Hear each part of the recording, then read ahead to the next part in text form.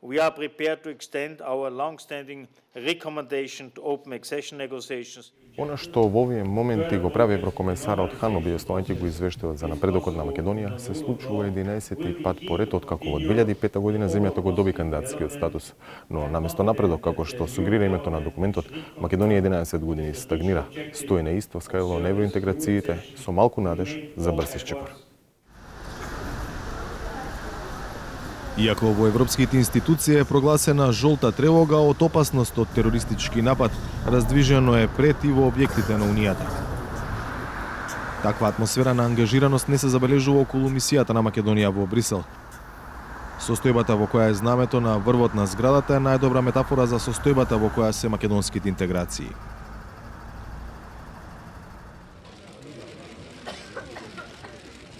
Ова како да не беше дилема пред 11 години. Good morning, everyone. Ова е снимка од декември 2005 година. Тука некаде меѓу новинарите седам и јас. Мислам дека беше 3 часот пополнот кога тогашниот председател со Европската унија Тони Блер кажа дека меѓу другото шефовите на европските држави и влади договориле на Македонија да и се додели кандидатски статус. Во тој период Македонија беше само половина чекор зад Хрватска. Денес Хрватска е веќе 3 години дел од Унијата. Odmah nakon raspada Jugoslavije bilo je jedna pretpostavka da su Slovenija i Hrvatska otprilike na istom nivou ispunjavanja kriterija. Međutim, za Hrvatsku se jako odužilo to.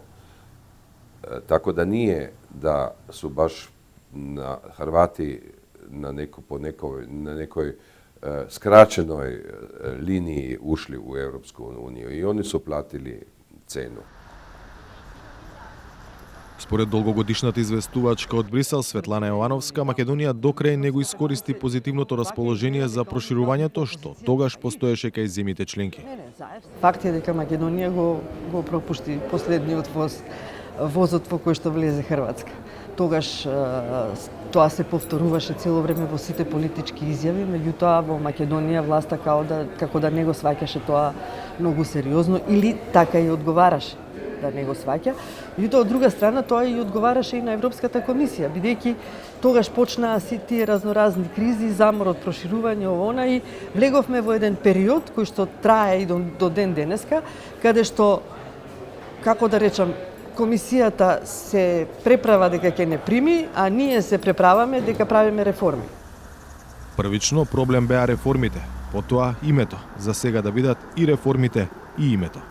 Ja mislim da je vrlo nepravedno i nefer prema Makedoniji to da se početak pregovora, pa cijelo taj put prema Europskoj uniji tako odugovlači, pre svega zbog pitanja imena. Сега Македонија нема само проблем со името, туку има и проблем со демократијата.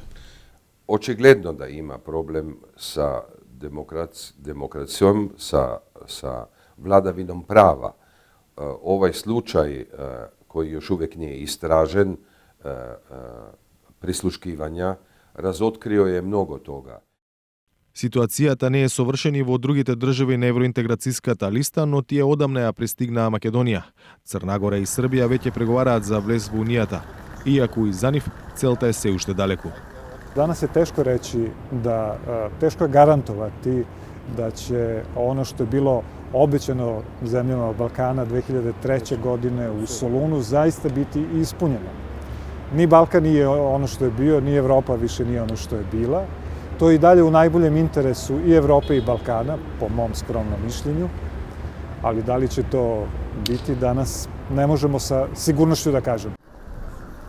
Дилемата како Европската Унија да се постави кон Балканот е многу посериозен проблем отколку што се мисли, објаснува Александра Стиглмајер од влијателната Европска иницијатива за стабилност. I think that the EU has lost leverage. That's very clear through its reluctance to move forward with the enlargement process, and it has had bad effects. We have problems with freedom of expression in almost all accession countries, human rights problems, also problems in governance, like polarization in many societies. So the effect has been very bad.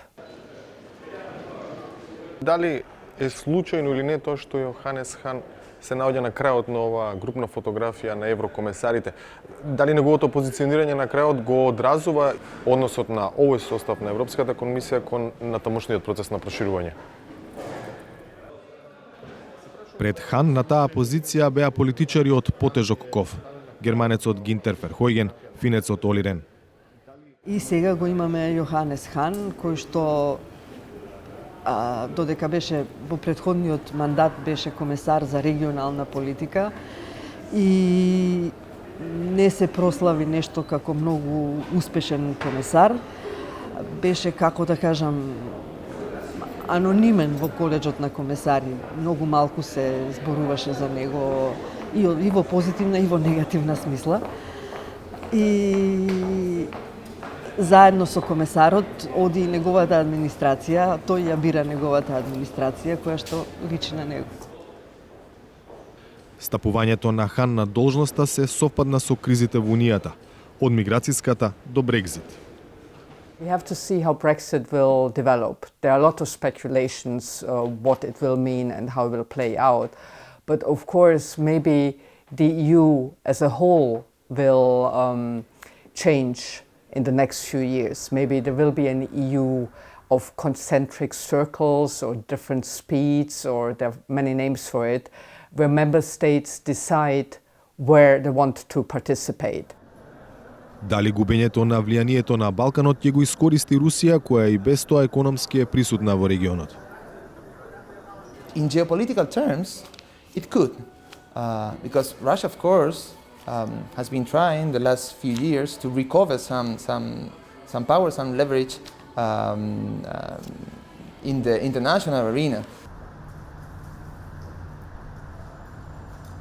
Ако сепак и покрај сите предизвици, проширувањето на Европската Унија продолжи, кој според сегашниот перформанс е прв, а кој е последен на списокот за прием?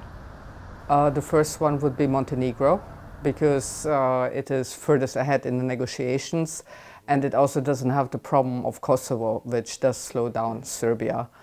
And the last for the moment seems to be Kosovo, both concerning their alignment with the EU acquis, but also the unresolved problem of the non-recognition by 5 member states. But things can change. So Serbia and Macedonia in between the first and the last? Yes, yes. Тоа е само потврда дека тешки се облаците над македонските евроинтеграции, кои за власта во изминатите 10 години беа непресушен извор на изјави за желба и посветеност за доближување до Брисел.